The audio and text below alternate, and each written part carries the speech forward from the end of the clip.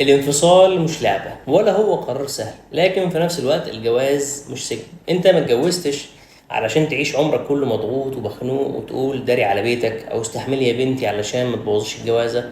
الكلام ده مرفوض قولا واحدا. الجواز اتخلق علشان سكن ورحمة، علشان كل واحد فينا يلاقي مع التاني طمأنينة ويعيش حياة أفضل من اللي كان عايشها لوحده، مش علشان يبقى عنوان اجتماعي نقول للناس أنا مش مطلق وقد إيه أنا شخص صبور وقوي.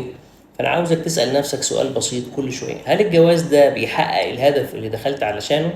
والله لو الإجابة نعم يبقى تستاهل تكمل وتضحي وتشتغل على العلاقة دي، لكن لو كل ده مش موجود وانت مكمل بس عشان خوفك من كلمة مطلق أو مطلقة، يبقى انت بتضحي بنفسك وبتظلم اللي معاك كمان.